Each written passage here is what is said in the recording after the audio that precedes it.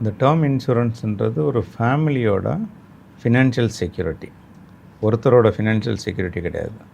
அவர் இல்லாத பட்சத்தில் அவங்க ஃபேமிலியில் சஃபர் ஆகாமல் இருக்கிறதுக்காக எடுக்கிறது தான் டேர்ம் இன்சூரன்ஸு.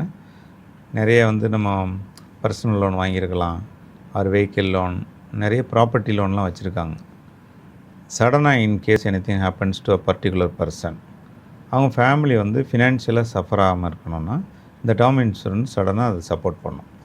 ஒருத்தவங்க ஒரு 50 lakhs எடுத்திருக்காங்க, 1 crore 2 crores ஒரு டேர்ம் இன்சூரன்ஸ் எடுத்திருக்காங்கன்னா, அவர் இல்லாத பட்சத்தில், அவர் இறந்த பட்சத்தில் சடனாக இந்த ஃபண்டு அவங்க ஃபேமிலியில் ஒரு ஃபினான்ஷியல் செக்யூரிட்டியை கொடுத்துரும்.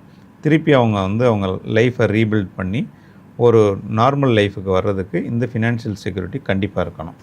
அவங்க லோன் கவராகவும் இருக்கும், இல்லை தனியாகவும் எடுத்துக்கிறலாம். இந்த லோன் கவராக இருக்கும்போது என்னாகும், அவங்க லோன் கட்டலைன்னா கூட இந்த டேர்ம் இன்சூரன்ஸ் இருந்துச்சுன்னா இந்த term insurance will take care of their loans. So அதனால் டேர்ம் இன்சூரன்ஸுன்றது ரொம்ப முக்கியமாக இருக்கும்.